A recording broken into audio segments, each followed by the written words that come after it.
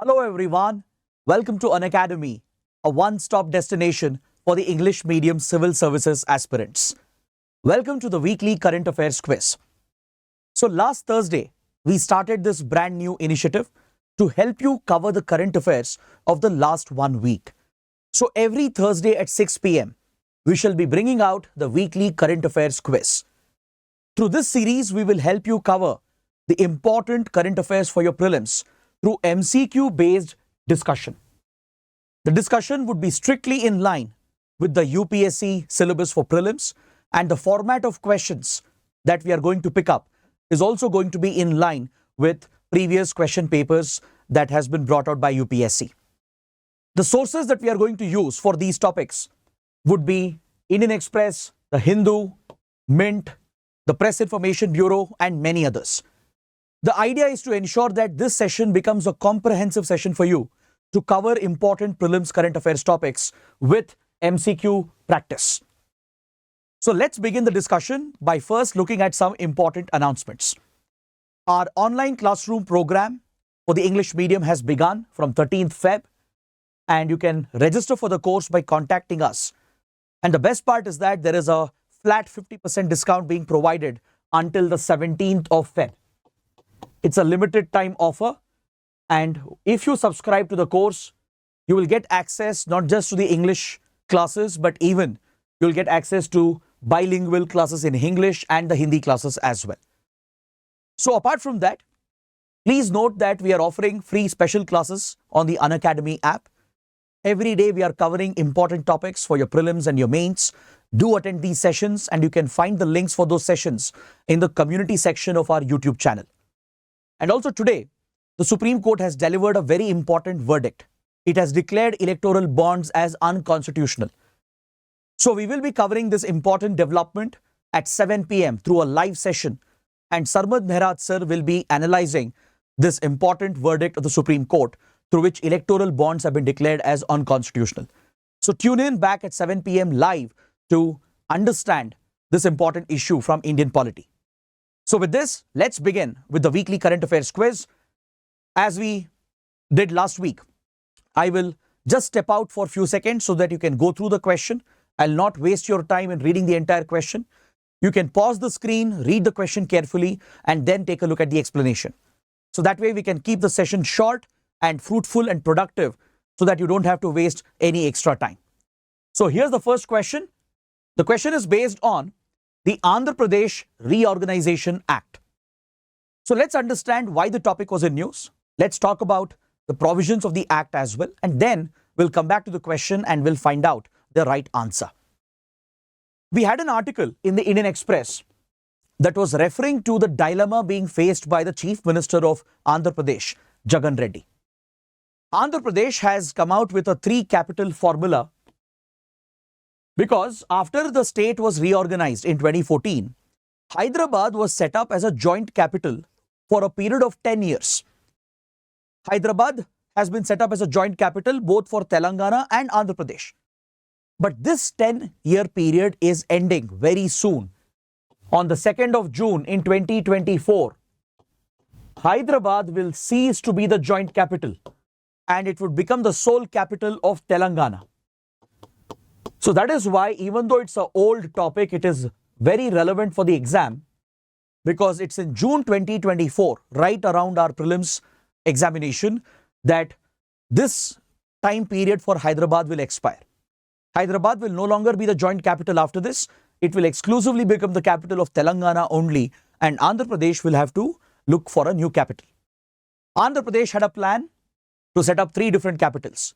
Visakhapatnam as an executive capital, Kurnool as a judicial capital, and Amravati, a new city which was supposed to be built, as a legislative capital. But this plan of the Chief Minister of Andhra Pradesh has been stuck. It's been delayed, but the deadline is approaching. So there was a detailed article in the Indian Express exploring the future of Hyderabad and the capital for Andhra Pradesh. So let's take a look at this important Reorganization Act that was enacted in 2014. Prior to the enactment of this law, prior to the reorganization of Andhra Pradesh and Telangana, there were widespread protests in the erstwhile Andhra Pradesh demanding the creation of Telangana, the separation of Telangana from Andhra Pradesh. The government of India had set up the Justice B.N. Sri Krishna Committee to provide recommendations whether such a reorganization was feasible. Based on these recommendations, finally, the government of India got this bill passed in the parliament, and the parliament enacted the Andhra Pradesh Reorganization Bill 2014, thus turning this into an act. Now, can you tell me under which article of the Constitution does the parliament have the power to reorganize the states? There is a specific article in the Constitution that provides this power to the parliament. Only the Parliament of India has the power to reorganize the states internally within India. So which article is this? Please mention that in the comments. So through this Reorganization Act, Andhra Pradesh and Telangana were carved out. The districts were clearly mentioned in this law. Then even the role of governor was clearly specified, that there would be a common governor for Andhra Pradesh and Telangana for a certain time period. Then representation of the elected representatives in the parliament, in the legislative assembly, was also provided under this law. Then coming to the High Court, the Andhra Pradesh High Court for the time being would continue to function as a joint High Court for both Andhra Pradesh and Telangana until a point when both states could have a separate High Court for themselves. Then with regard to revenue, treasury and cash balance and bank balance distribution, the provisions were provided under the law. There would be a distribution of these financial assets and the revenue stream to both Andhra Pradesh and Telangana. Then the Polavaram irrigation project, a major irrigation project which is important for both Telangana and Andhra Pradesh, was taken up by the central government, which would consult with both the states while executing this key multi-purpose irrigation project. Then the security forces, the state police and special forces like Greyhound Commandos and Octopus, which specialize in jungle warfare and anti-Naxal operations, they were also distributed through this Reorganization Act. And accordingly, other related acts were also amended, like RPA, Representation of People Act, the Delimitation of Parliamentary Assembly Constituency Order, the first and fourth schedule of the Indian Constitution. So all the required changes were done through this important piece of legislation. Now coming back to the question that was asked, now if you go through the statements, statement 1 says, Andhra Pradesh, Telangana will have a common capital, that is Hyderabad, for a period of 10 years. After this period, Hyderabad shall be the sole capital of Telangana. So this statement is absolutely correct. That's what we learned. Second statement says, Greyhounds and Octopus, which are security forces, essentially special forces of the existing state of Andhra Pradesh, shall be redistributed between the two successor states. Again, a correct statement.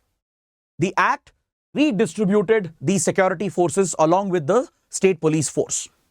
The third statement says the role of the High Court for the successor states will be subsumed by the Supreme Court of India. Now, this statement is absolutely absurd. Why would Supreme Court of India subsume the jurisdiction of the High Court? What was provided under the Act was that the existing High Court would continue to function as a High Court for both the states until such a time period when both states can have a separate High Court. So this statement is absolutely incorrect. The question is asking you to identify the correct statements. How many of them are correct? So option B, only 2 given statements are correct. That is statement 1 and 2. Now let's look at the next question. But before that, we have a very, very important announcement with regard to the upcoming prelims. Just yesterday, UPSC has brought out the notification. So this marks the start of your prelims cycle. So to help you cover the important static topics, previous year's questions, and more importantly, current affairs of the last 1 year, we are launching a dedicated comprehensive program called Conquer Prelims 2024, which shall be exclusively available on our YouTube channel. This initiative is absolutely free of cost. All we expect in return is your love, your likes, your comments, and without fail, subscribing to our channel. If you do that, very soon we shall be launching a 3-phase program. There would be Prelims Fundamentals, where India's top English medium educators will be teaching you 100 most important static topics for the upcoming prelims. So this will take care of the static portion. We will be conducting a PYQ marathon to help you cover the question papers of the last 11 years. And this would be a subject-wise discussion. Then finally, the much awaited and the much in demand current affairs crash course. I was going through the comments the other day and I saw that many students have been asking for a current affairs crash course. So we promise that we will bring this out sometime around mid-April. It will be a part of Conquer Prelims series. So this crash course will help you revise and cover the last 1 year's current affairs with MCQ based questions. So all you have to do is subscribe to our channel and you will get all the updates regarding when exactly Conquer Prelims is going to be launched. So let's look at the second question. Please go through the question. You can pause the screen for a minute.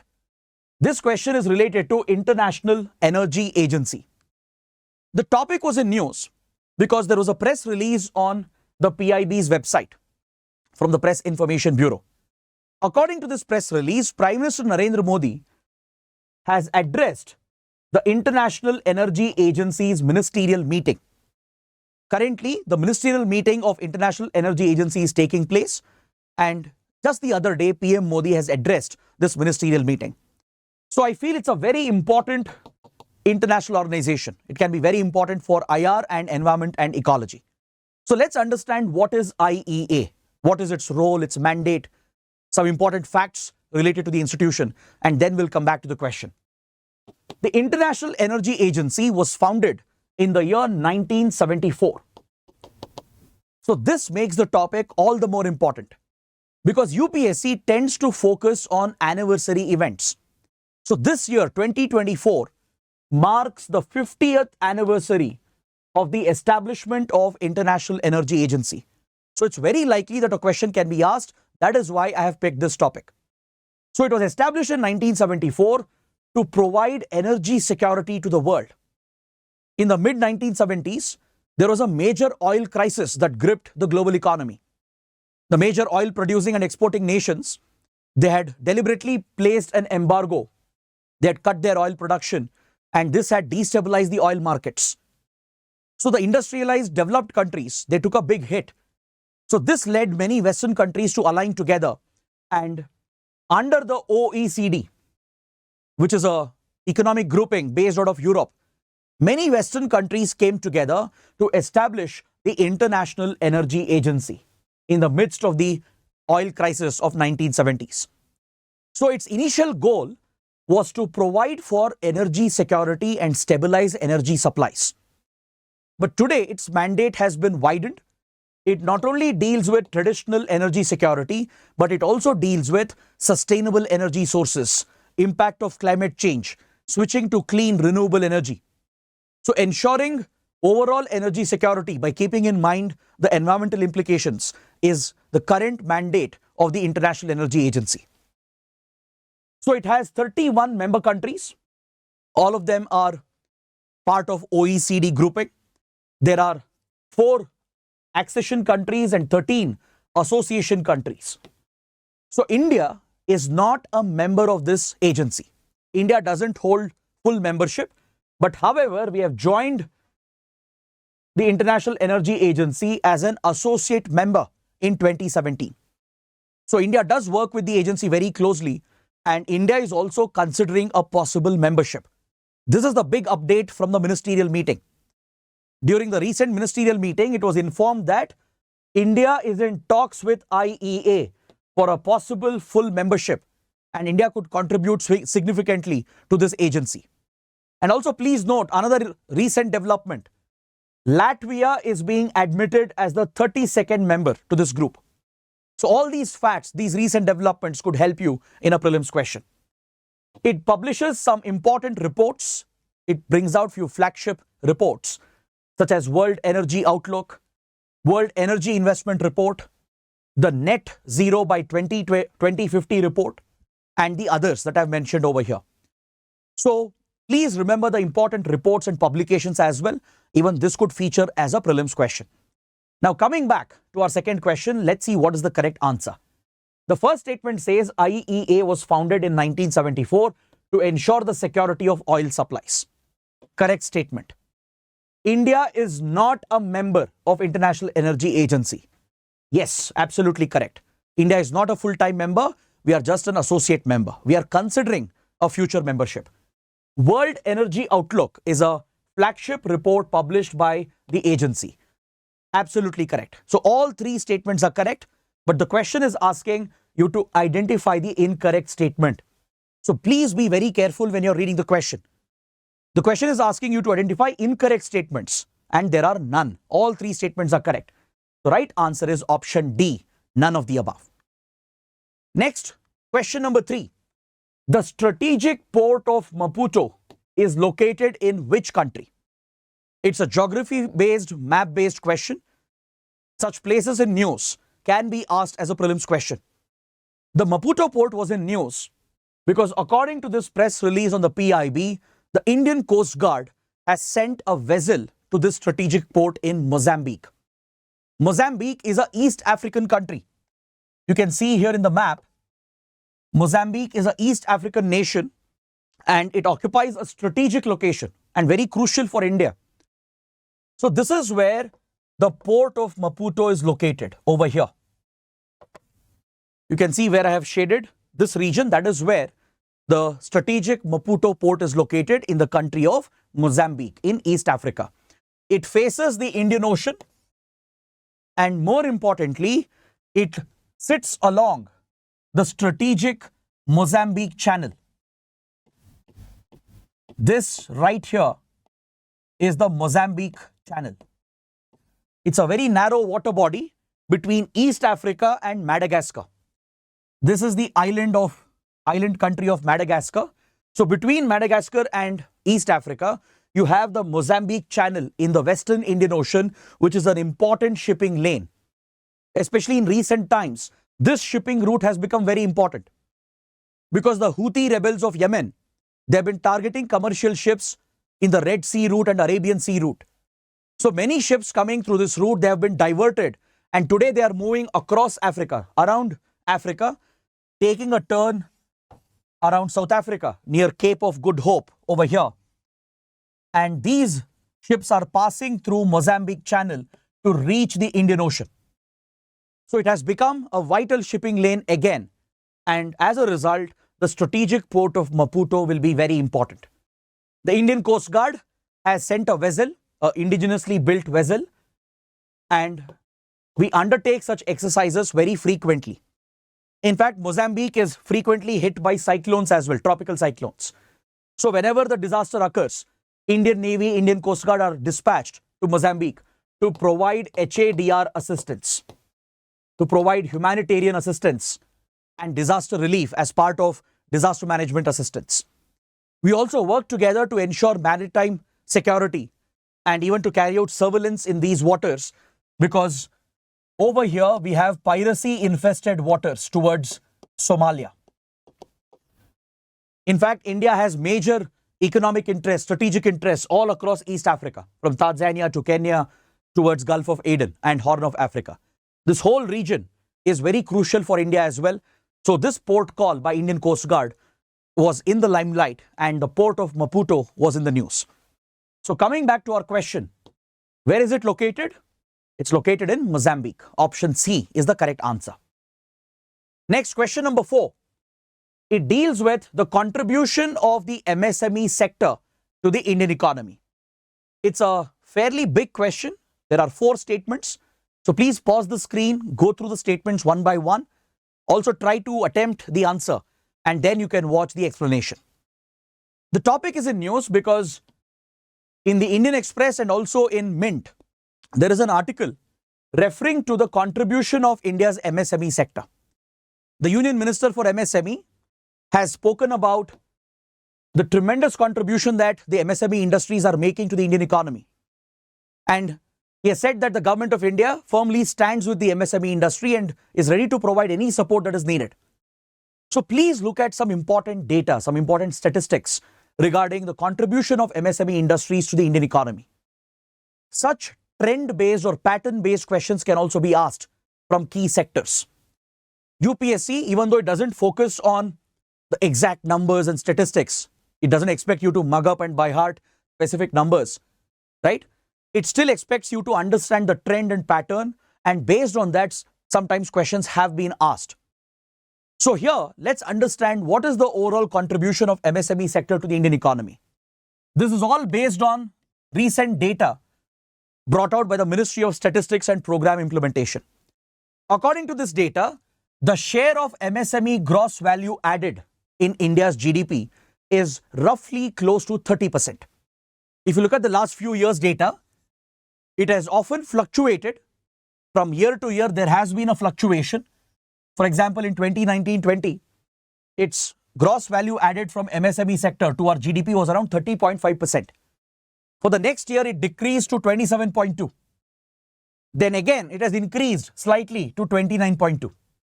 So there is a fluctuating trend. There is a fluctuating trend. But however, the overall contribution roughly on average is around 30%. It's been somewhere around 27, 29, 30%. So if there is a statement saying that our MSME sector contributes gross value added into our GDP to roughly around 30%, it is a correct statement. And the trend here is that there is a fluctuating trend. Next, the share of MSME manufacturing in our overall manufacturing, this has remained relatively stable over the last 3 years. It's been stagnant at around 36%. If you look at the data of these fiscal years, the share of MSME manufacturing in India's overall manufacturing output remains at around 36%. So there is a stable graph that you see here. Then coming to its contribution to India's exports, there is a clear decline. It was around 49% 3 years ago in 2019-2020. Now this has declined to around 43.6%. There is a consistent decline. It was 45% the previous year, and then it came down to 43.6%.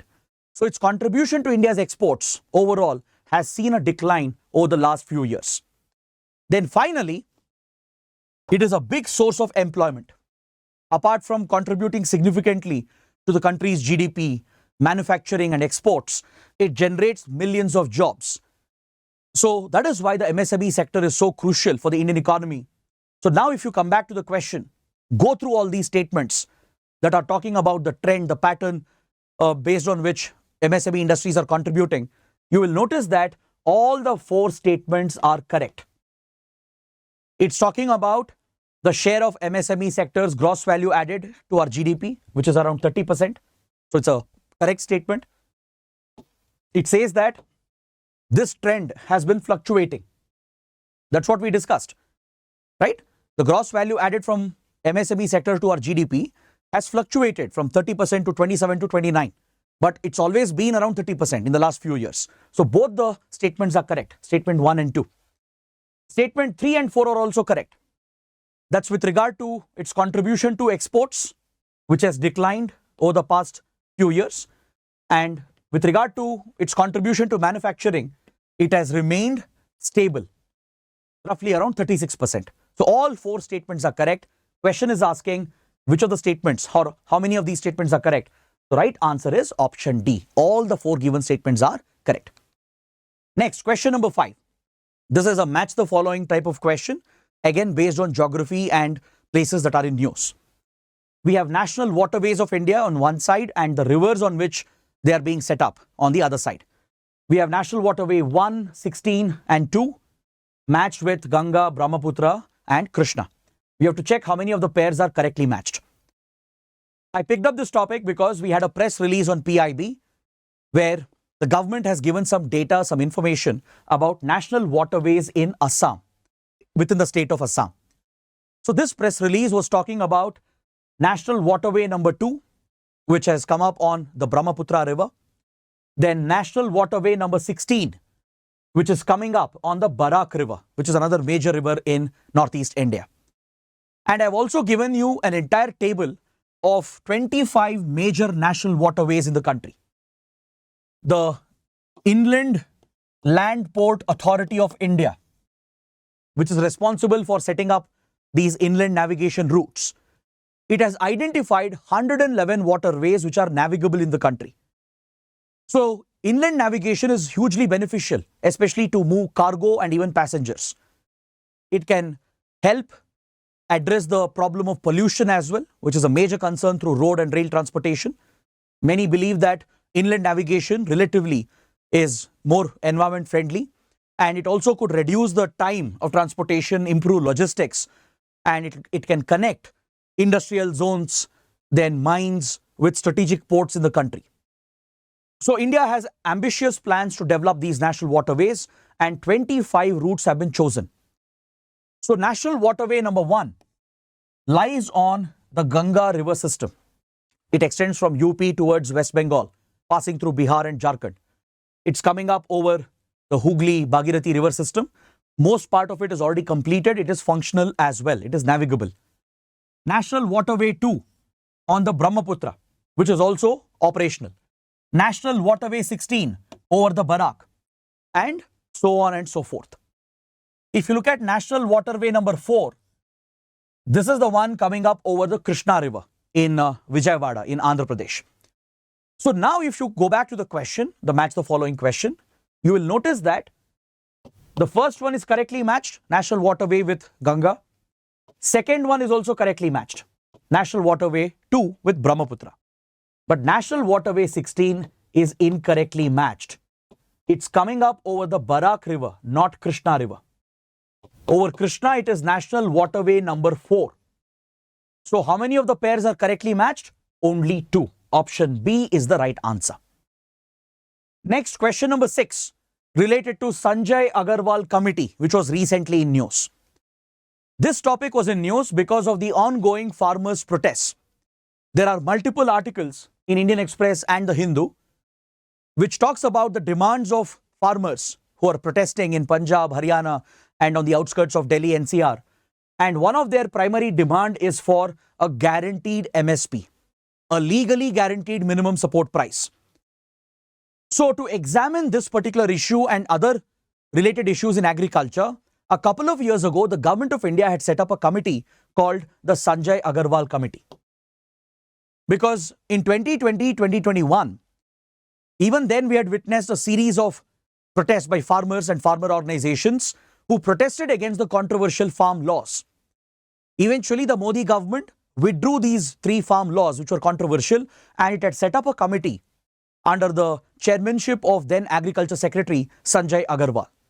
The mandate given to this committee was to suggest the promotion of zero budget based farming, which is nothing but natural farming. Farming with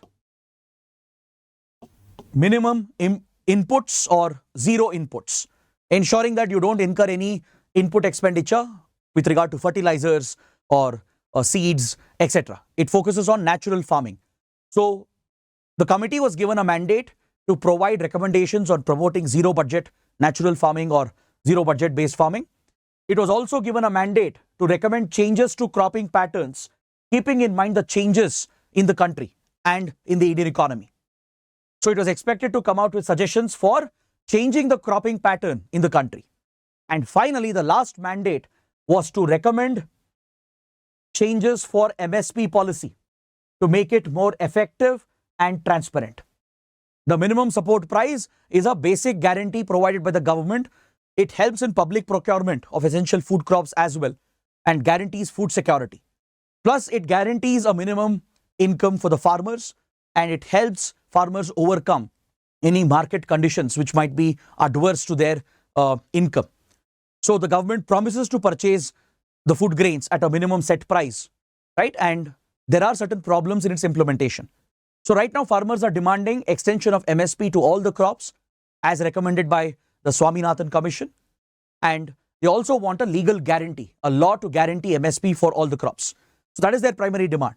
So in this context, the Sanjay Agarwal Committee was in news.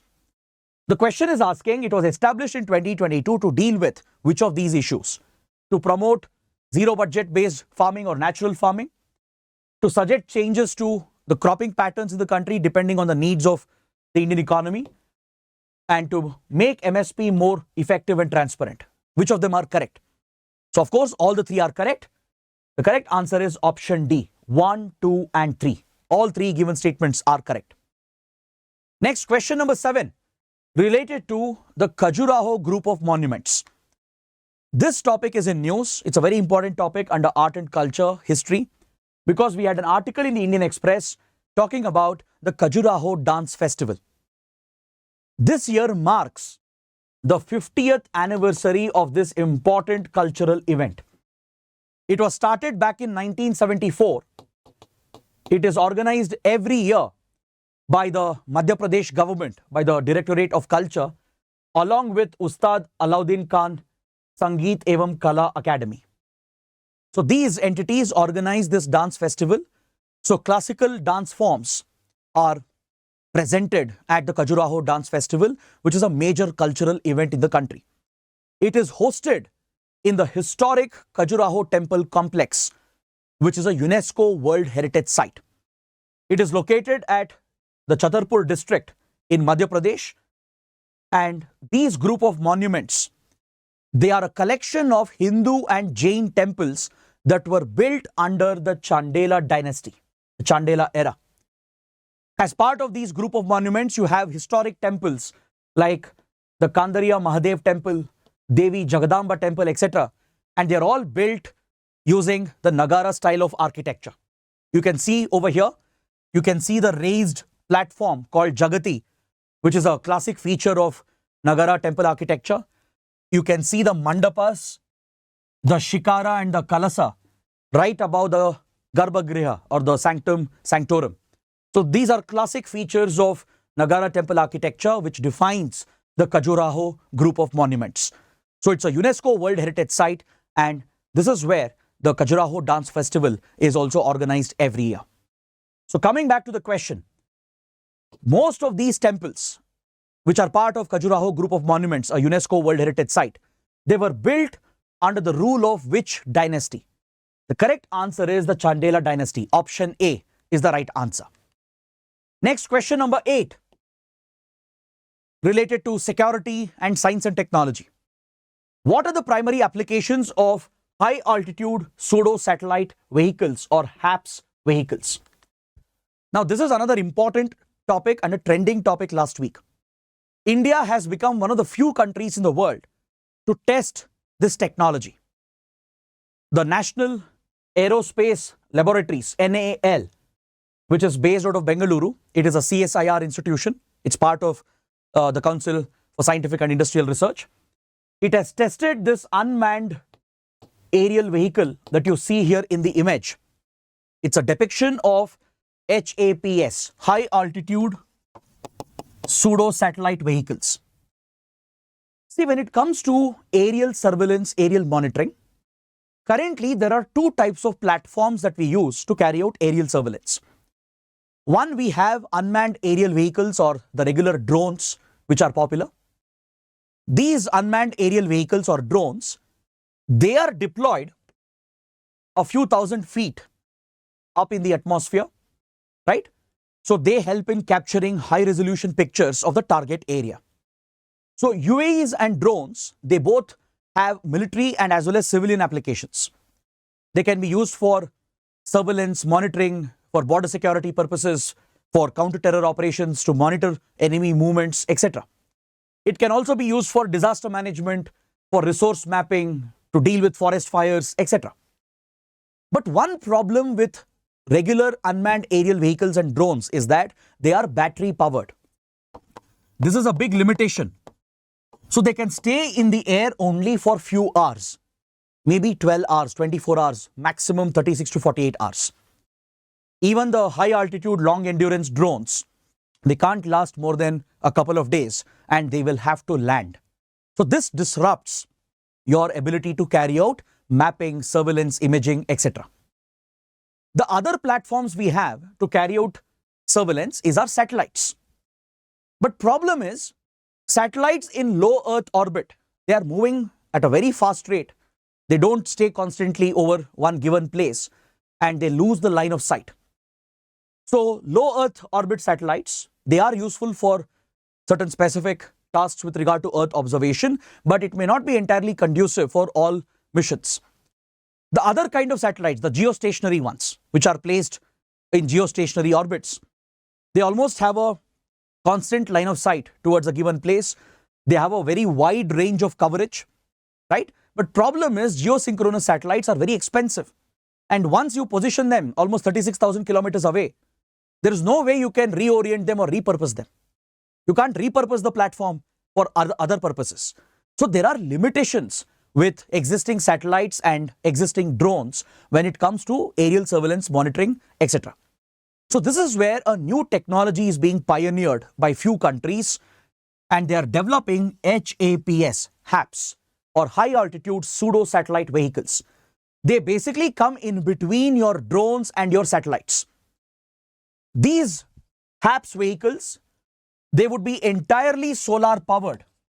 You can see the solar panels depicted here in this representative image. They are powered entirely by solar power, so it means that they can stay in a designated location for months together. They need not land. Unlike the battery-powered drones, they need not land in few days. They can remain in a high-altitude position. And they are deployed much higher than your regular drones, almost 20 kilometers in the stratosphere above the surface of the ground. At the same time, it overcomes the limitations of your regular satellites. Low Earth orbit satellites are moving very fast. They don't give you constant line of sight. But these vehicles, they can loiter, they can stay in a given position, they move at a very slow pace, giving you constant line of sight over a given location. Plus, they can capture a wide range like your geostationary satellites. Best part, it is cheaper compared to geostationary satellites, and it can be repurposed, reoriented for something else. So this is a pioneering technology, and it again has both military and civilian applications. It can be used for military surveillance, for border security management, etc., for counterterrorism. It can also be used for civilian applications for disaster management, resource mapping, etc. So India has become one of the first countries in the world which has managed to pioneer the technology, and it has tested one of the pilot vehicles. All right. So coming back, the question is asking, which are the primary objectives? What are the primary objectives of high altitude pseudo satellite vehicles? Surveillance and monitoring, disaster management. These two are correct. It is not designed for deep space astronomical observations, right? So you can rule out one. So what's the correct answer? The correct answer would be 2 and 3 only. 2 and 3. Option C becomes your right answer. Now coming to the last question for today, it deals with the selection of election commissioners and the chief election commissioner. The question is focused on that because we had an article in the Indian Express related to this important topic.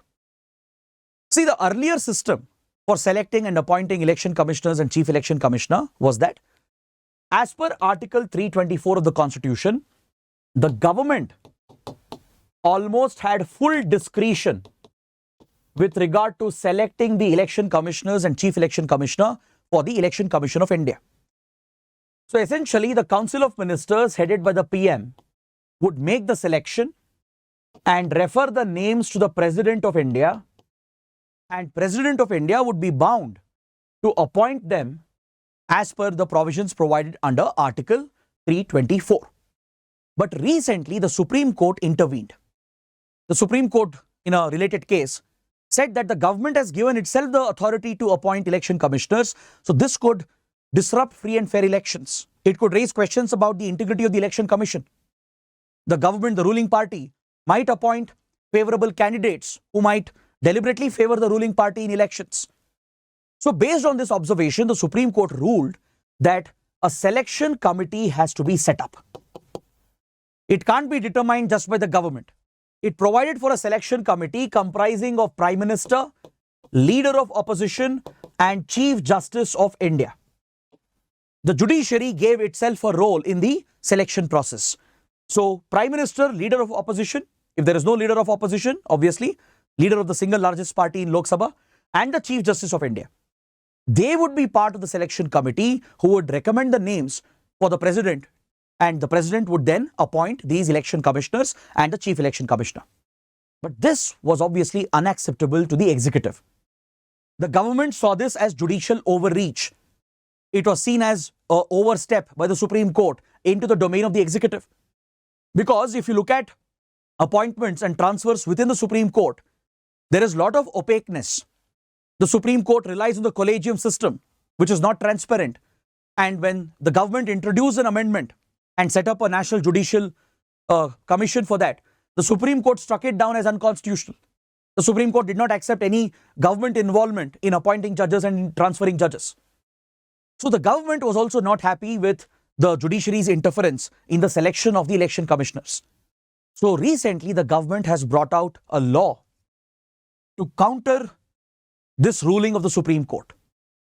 This ruling of the Supreme Court has essentially been set aside and countered through this bill passed in the Parliament just few months ago, and it provides for a new selection committee which includes the Prime Minister, Leader of Opposition, and a Union Cabinet Minister appointed by the Prime Minister.